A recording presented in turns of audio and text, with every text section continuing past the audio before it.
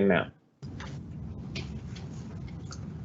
Good afternoon, everybody. My name is Tyler Barker. I serve as the coordinator within the Office of Parent and Family Programs. I would like to welcome you to our Parent What's Buzzin' at Georgia Tech webinar series, which is something new that we're kicking off this year for all parents and families of Georgia Tech students to be connected to resources on campus, some of our campus partners, and just really learn about some of the things that we offer in terms of resources, programs that can help your student be successful this semester and this year at Georgia Tech.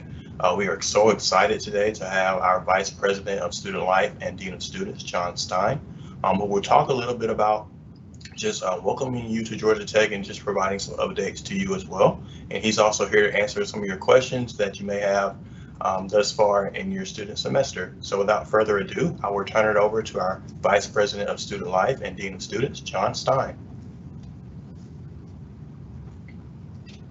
Good afternoon and greetings from Georgia Tech. I hope you and your families are well and that you are doing okay during these times. It certainly is a highly unusual time for all of us.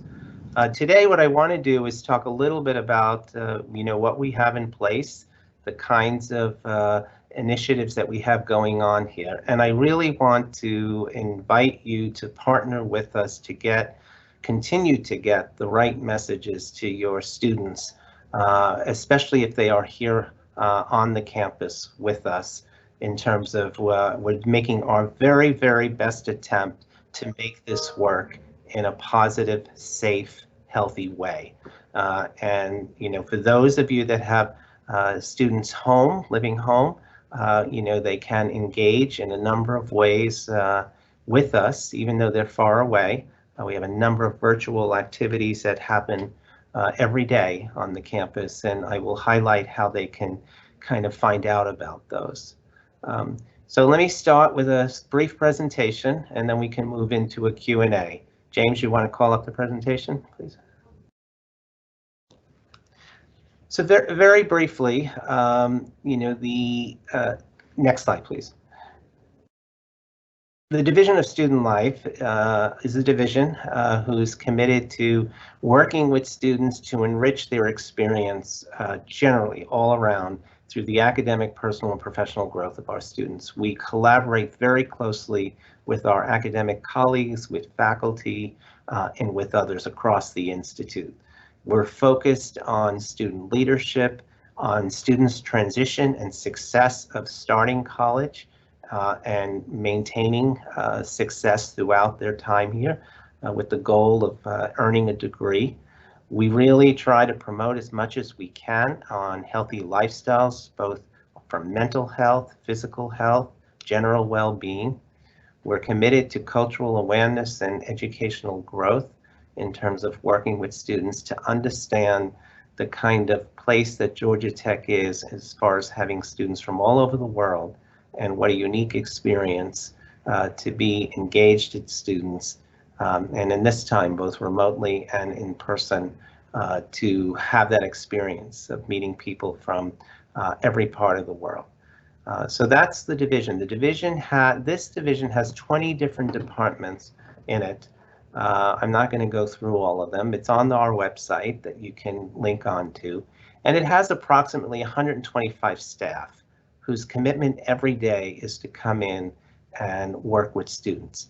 Now this semester, much of what we're doing is in a hybrid model. So we have staff that are working from home every day, but delivering services. And then we have some staff who are working on the campus.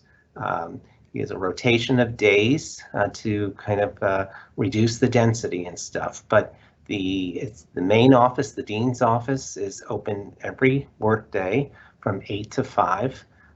So there's a steady presence in the office. The phones are being answered, and staff is available. I do want to say that all of our supportive services, whether it's in disability services, the counseling center, our assessment center known as GT Care, and other areas, have staff available and continue to offer the supportive services that students need. I also know this is true for our colleagues on the academic side in terms of advising and tutoring and coaching, for academic coaching for students. Next slide, please. So one of the big pieces that we are trying to get students who are physically with us to really do, and that is to opt in to testing. This is not a mandatory program here, but it is a strongly encouraged initiative on our part for faculty, staff, and students, the whole community. Okay. So far to date, we've had over 5,000 people go through the testing. The positive rate has been quite low actually. And it is a process that is set up in 2 different areas on campus, on 2 sides of the campus, to meet the needs of students. Anyone can go in who's a part of the community and register. They would get a barcode then, and they would just go over to the site, and the whole thing probably takes 10 minutes or less. It is a saliva-based testing for asymptomatic, I'm going to say students here, but that would be true for faculty and staff. On the student side, symptomatic students, I am here and I'm showing signs of COVID. They would actually go through the testing at the health center. Okay, but this is a very easy process, and the results typically come back within 48 hours of the student taking the test. All right, I've gone through it. I do believe that you should not ask of others what you yourself don't do, and also just to know what I'm asking of students. It was a very quick process, and you know, I think we're trying to encourage this. So please ask the question to your student if they've gotten tested, if they are here and not home remotely. Students can go back weekly to get tested, and we strongly encourage a regular kind of testing protocol just to so students can stay within that safe space. We're also recommending our faculty and staff go on a weekly basis. This is one of the major pieces we feel that will keep us in as safest zone as possible in terms of trying to maintain a on-presence campus. I do want to say right now we probably have somewhere around 7,000 students who are on the campus with us, probably about 7,500 students. That's a combination of students living in our residence halls and students living in our Greek houses. The majority of those students are living in single rooms. Okay, so again, we kind of we're at about a 74%, excuse me, occupancy within housing. Excuse me. So we have less density on the campus, which has allowed us to kind of allow more students to be in single spaces as opposed to sharing of rooms. And some of the first year students will be moved into single spaces as we now realize the kind of spaces that are open still.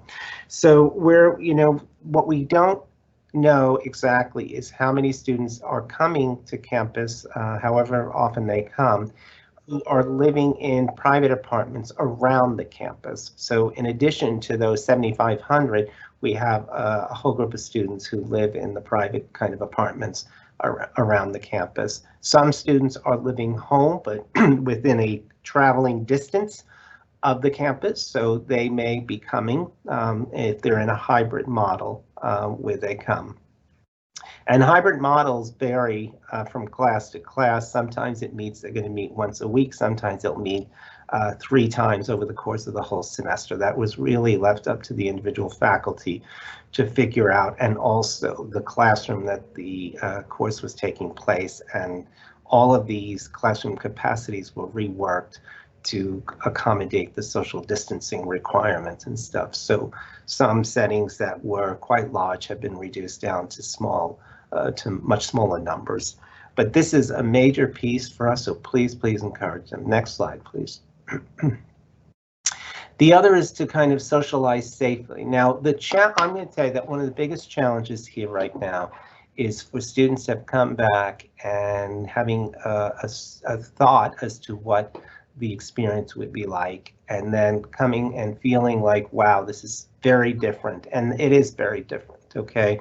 Because we do have stipulations and regulations on the number of people that can gather in any one space, and, you know, in the proper social distancing and stuff.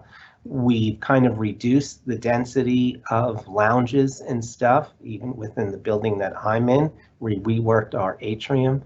Students can still come in. Students do come in. I see students down there sitting at one of the tables and on their computer and stuff. So it is still a place that they can come into and sit and attend the class online or to do some work. But what you won't see are settings where, you know, gatherings where, you know, multiple students can be sitting at the same table. Okay, so we took chairs away, but we do want students to have spaces. And there are spaces in the library and other buildings where students can come out of their rooms, find a safe space, and, you know, be in the company of other people so they don't feel completely alone as they kind of work through their day here. 6 feet is recommended. We are enforcing that. There's signage all over. There's signage as to how to get in and out of classrooms to try and reduce the risk. We've got signs around regarding good hygiene and how, you know, reminding students. And there's a general reminder to everyone, faculty, students, and staff, that if they feel sick, they're showing any signs that they should stay home.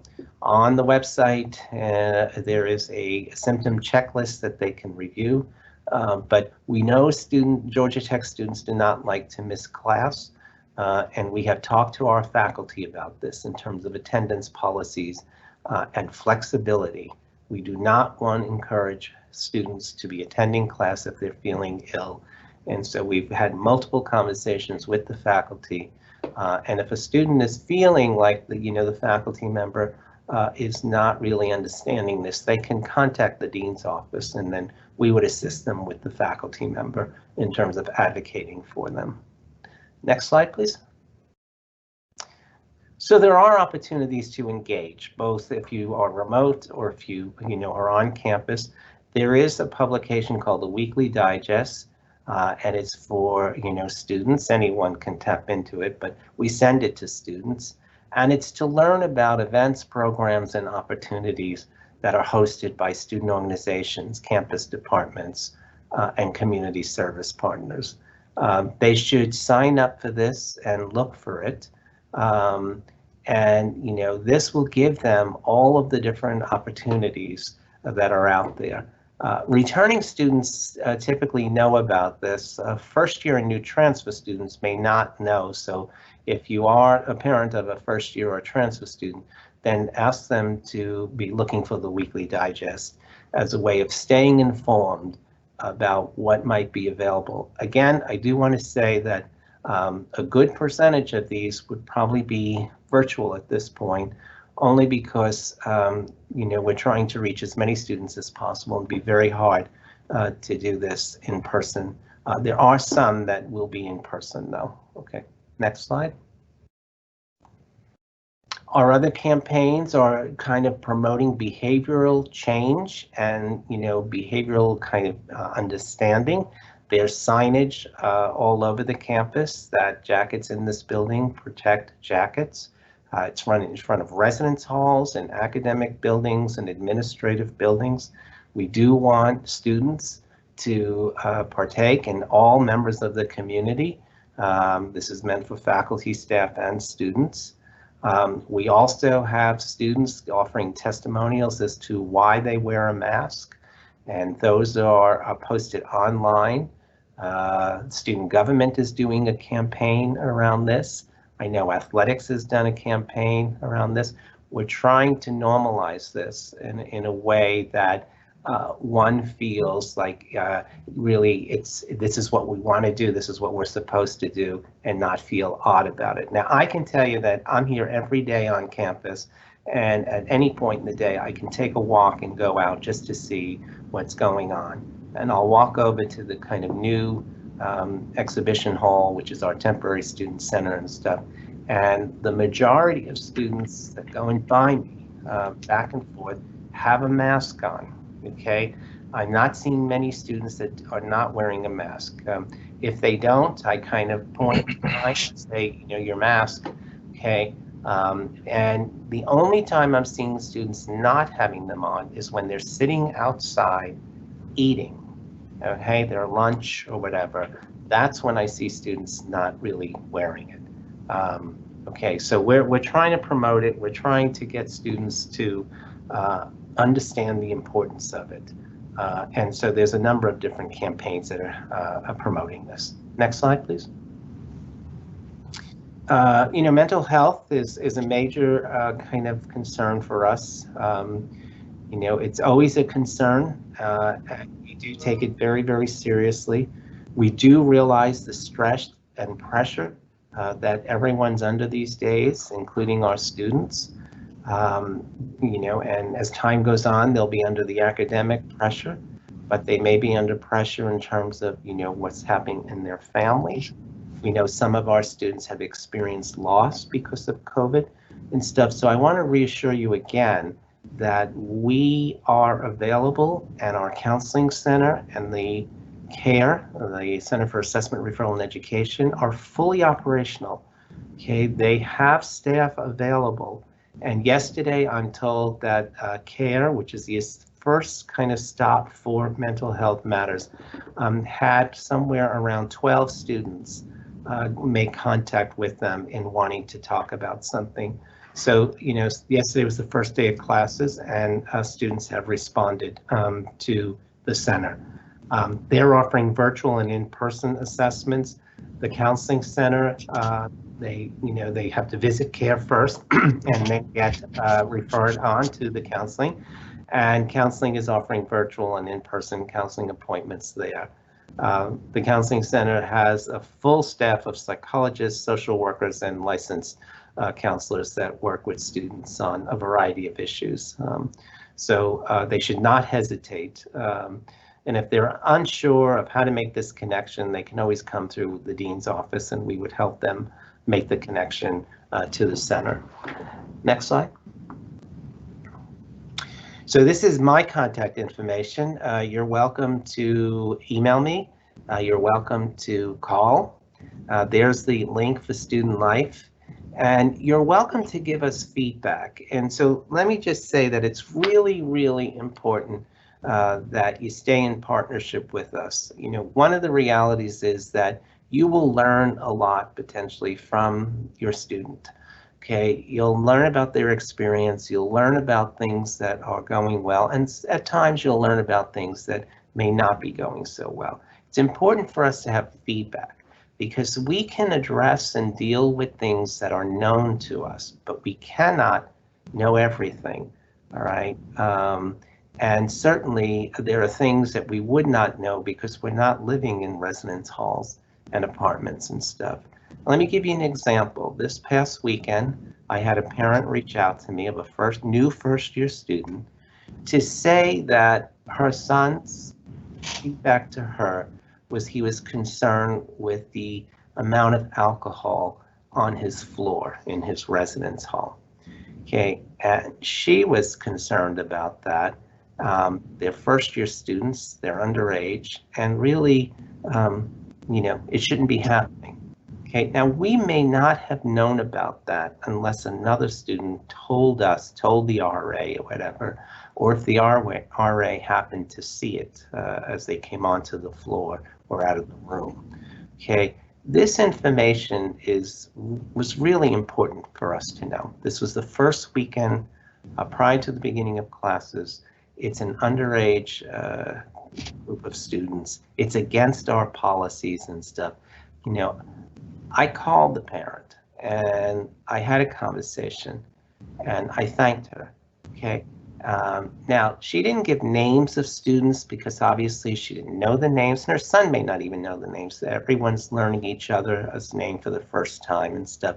But she gave us enough information that we could have a conversation with the members on the floor, do an intervention, and make sure that students understand that we address these issues, and we take them seriously. This is a way that one can partner in a productive, healthy way. It's not about getting students in trouble. It's about keeping everyone safe in whatever area that we're focused on, whether it's alcohol or it's COVID or anything else. So, don't ever hesitate to offer us the feedback and let us know about something that you now have insight to that we may not. We're very good, but we don't know everything. So I just want to, invite you to partner with us in assisting us in that arena. So I think I'm done with my presentation, and I think we can move into some questions. Yes, thank you so much for that, Dean Stein, and just sharing with us some very helpful information. Yes, we will now move into questions. The first question that we have is kind of in response to the UNC situation, but also just in general. My son has pledged a fraternity. How will GT make sure that fraternities operate in a safe manner during the pandemic? Yes, a great question. Let me say, I want to let you know that I have personally met virtually with the Interfraternity Council President, IFC, who's over all of the fraternities, a few times this summer to talk about Rush and to talk about the experience, to review our guidelines, to view our expectations in terms of my expectations, the president's expectations and stuff. And we're monitoring this very closely. Anytime we know of something, we address it. A good example, again, last evening, someone posted a picture on a website that looked like all of our women who had just received bids yesterday were gathered in one space, and many of them. No one had a mask on.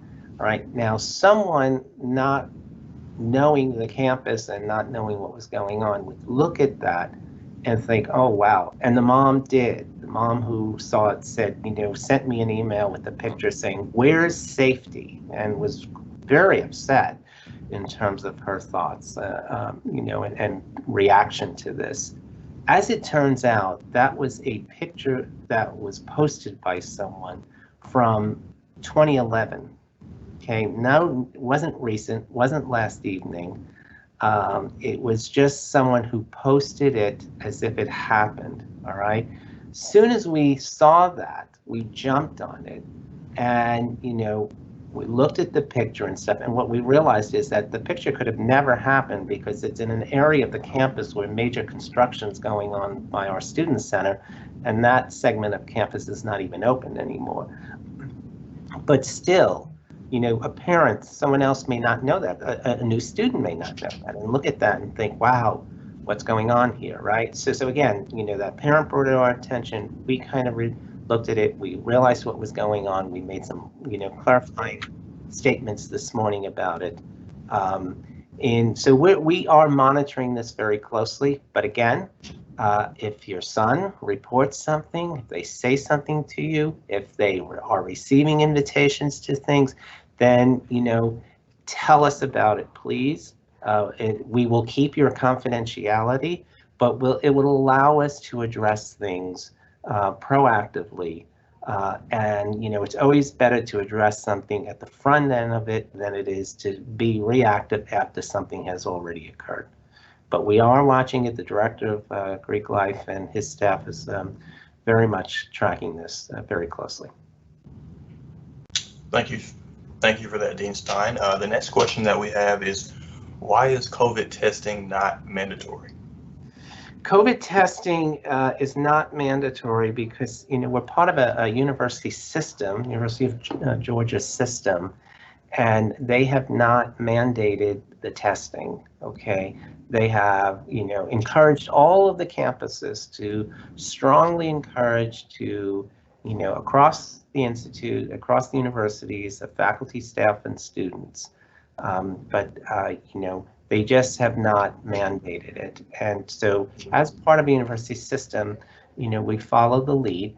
And regardless of that, we are encouraging all of our staff and faculty and students to do this, okay? And so we had, as part of move-in for new year, for first year entrance for students and their families, as they came through, students could check in and then go right over and get tested. And we will continue to promote these opportunities for students. Thank you for sharing that. And I have a couple of follow-up questions just in regards to testing. Who has created/generated the funding for this testing, and kind of where is it coming from? The Institute's paying for the testing, so it's all free. So Georgia Tech is paying for the testing. Okay, and then the next follow-up is, how long will COVID testing be continued? I heard it will end August 21st.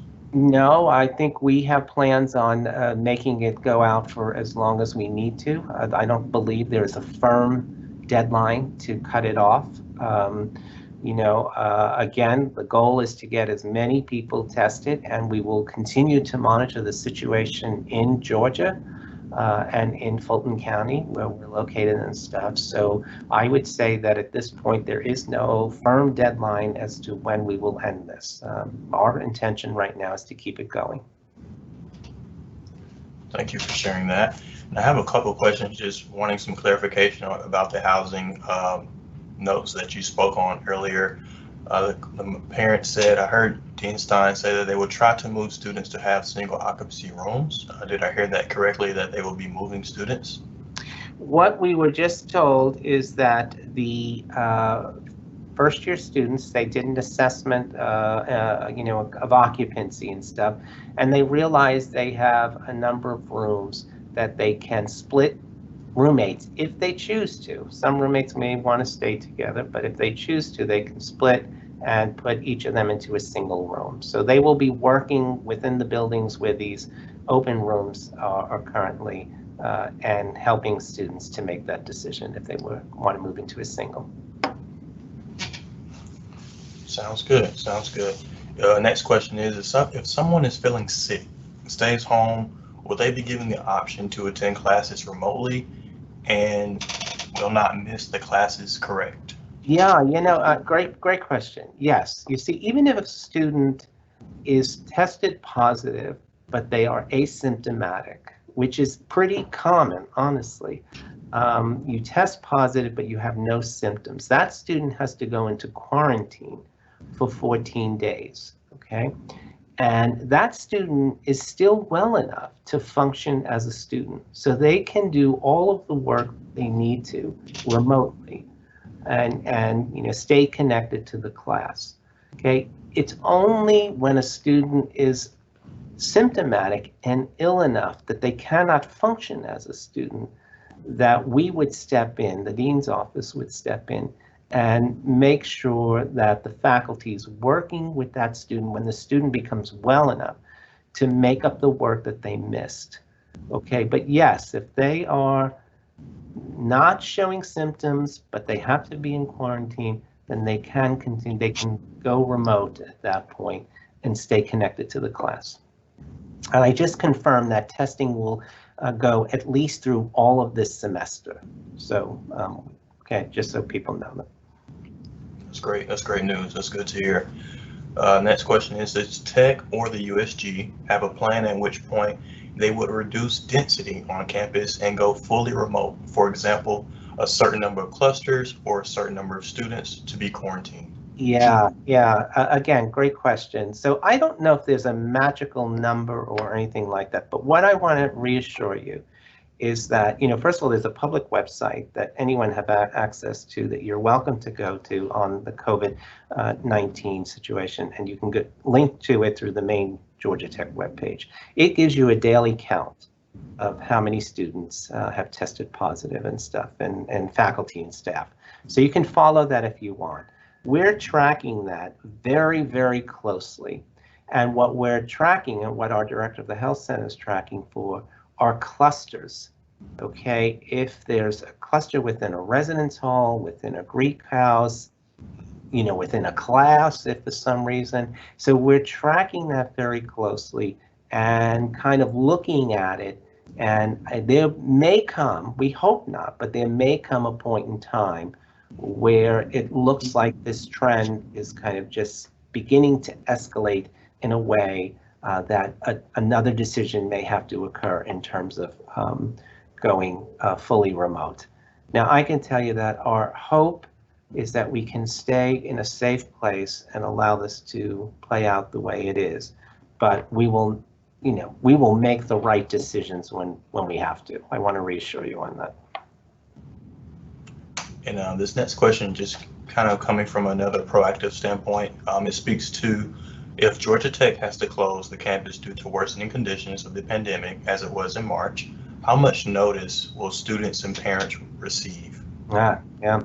Well, look, I mean, what I would say is that it really depends on what's happening. I mean, you could probably gather from UNC that students probably were not given much notice. The decision was made, and it was called upon that that's what would happen. Again, I think if we were to reach that point, and we hope we don't, but if we were to reach that point, there'd have to be a transition time. Okay, and there'd have to be decisions around allowing students to stay in residence depending on what point we are in the semester, even if the classes go remote, and also, a transition time for faculty and students to fully move to remote. So there's a plan in place. We were asked to form 3 plans. And the third plan has to do if at some point in the term we have to go fully remote. So there is already a plan. These things have been thought through, and we're ready if that needs to happen. Thank you for sharing that, Dean Stein. My next question is for a family member. I think they would like for you to just touch on the counseling center's availability a little bit more. They're asking, will the counseling center's availability be more than last year? My student has had a tough time trying to get a counselor. As a first year, we were told that there would be plenty of opportunities. Last year, we were told that there were not enough counselors available to accommodate students. My child was in urgent care multiple times, and then because there were no appointments on campus, we had to take her off campus to a private one. Yeah. So again, GT Care is the first stop for all students, and students can be seen probably within a day, if not the day of that they need to be seen.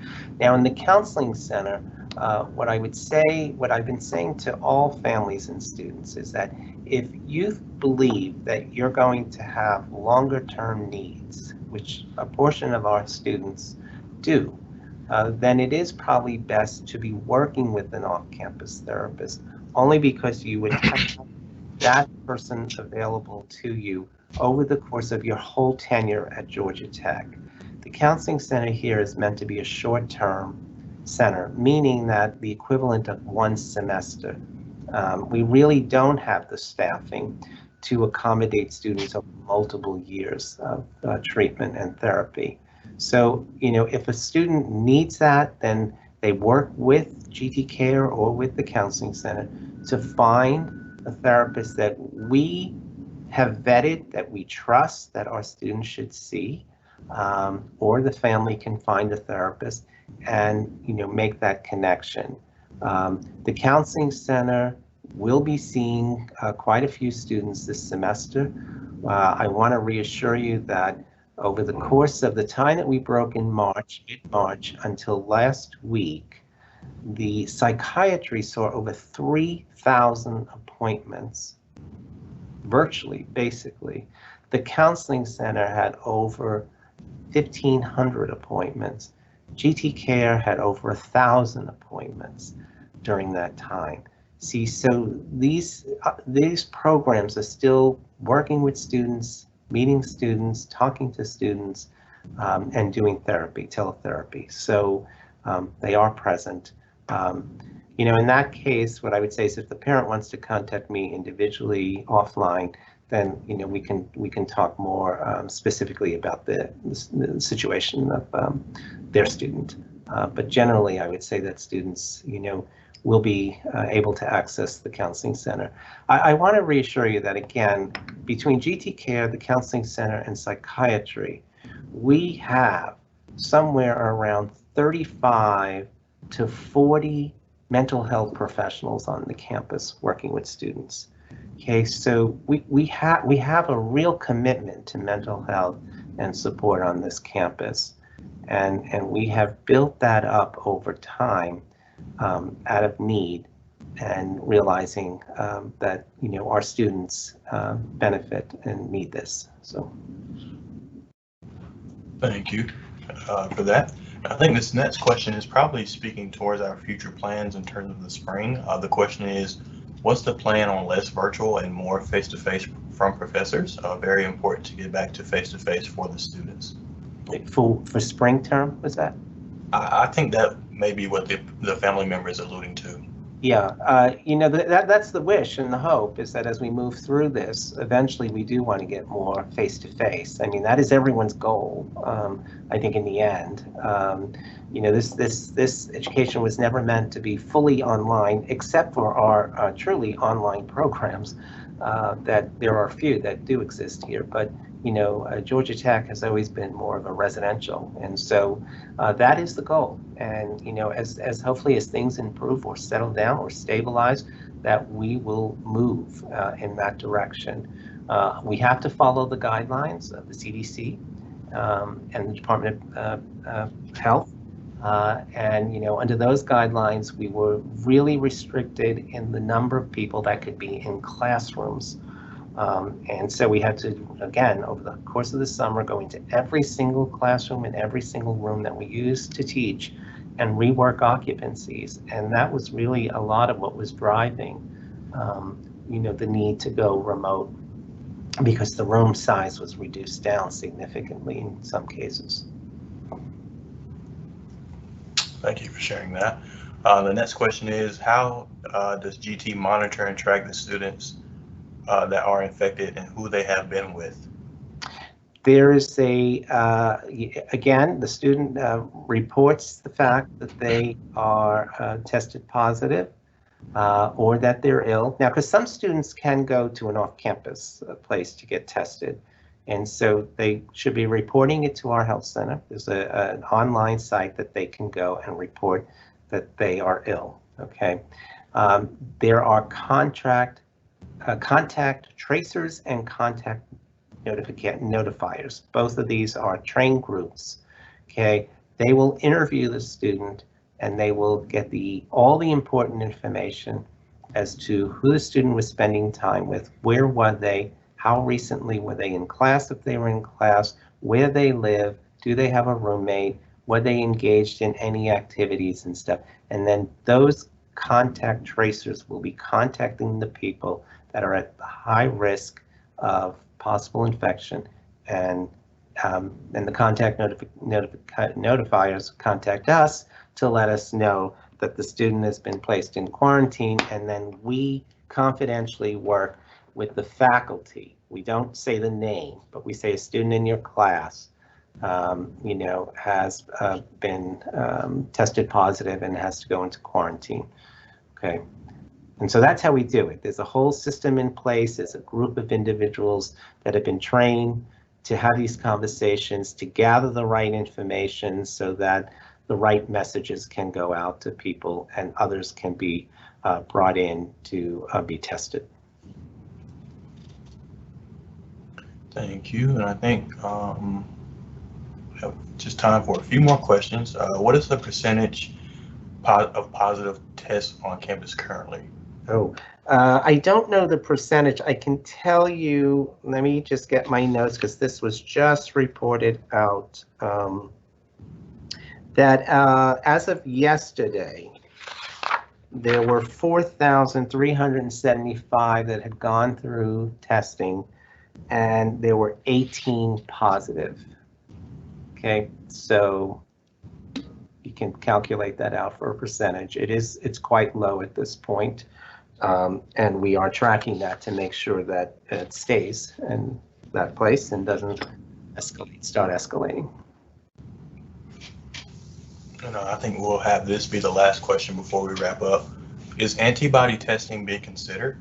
If we knew how many kids are immune, it could open up options for more in-person class options, which seems critically important to opening up more in-class for the upcoming spring semester. Yeah, a good point. Not at this time, we are not. We are really focused on getting our students tested. That's the main focus of what we're engaged in right now. But at some point, that may become, a possibility. The other thing I want to reassure you that is that, we're also talking about gearing up for flu season and flu clinics. So in addition to this, we will be hosting flu clinics where students and faculty and staff can go and get a flu shot. And so that's the other piece that we will be promoting soon as we move into the fall. And I apologize, Dean Stein. I would like for you to touch on just generally and briefly.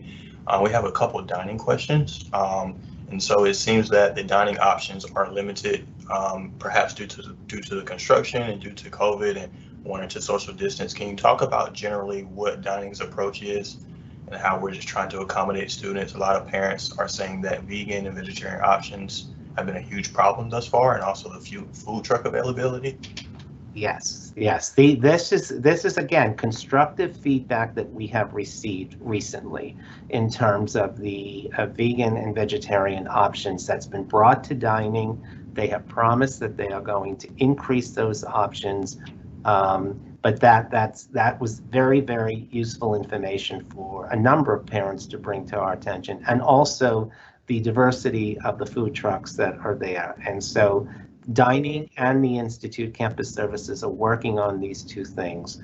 Generally, how it's functioning is most students are not sitting within dining halls. They are taking whatever's being offered. It's a kind of pick it up and go, and they're sitting outside and having their meals, okay? And we're fine with that. We think that that's acceptable.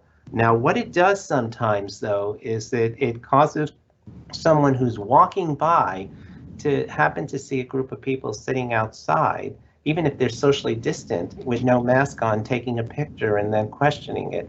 And when again in investigating this, what I want to reassure you is that most times it's students who have just come out of the dining hall and are sitting and having their meal with the mask off, but have wore one to the dining hall, puts it on after. It's not perfect. I don't want to lead anybody to think that we think this is all perfect, but I do want to reassure you that we have been extremely impressed with our students. They have been very, very compliant with us in terms of being safe and promoting safety and reducing risk on the campus. And I think the swipes is also the food trucks taking the swipes as well. So we'll be sure to relay that back to campus services. We'll be sure to relay that back to the leadership. But I would definitely like to thank Dean Stein for taking the time to chat with us today. Very, very helpful information. For those who are looking for this recording, it will be available on our website within the next 4 to 5 days, possibly sooner. So just be on the lookout for that. We'll post it once the recording is live on our Facebook page. And then lastly, as I mentioned in the beginning, this is something new that we're doing here at Georgia Tech, and we're creating our webinar series to support parents and family members remotely. And so our next session will be this Thursday at 3 p.m. Eastern, which will be featuring campus safety and awareness, which will be joined by some representatives from Georgia Tech Police Department. Just kind of sharing about some things that they're doing and resources that they have and the services that they're providing to our campus community. And they'll also be available to answer questions as well. And so please mark that on your calendar this Thursday at 3 p.m. Eastern. We'll be joined by Georgia Tech Police, just talking about campus safety and awareness. So once again, thank you for joining us today, and we look forward to seeing you soon.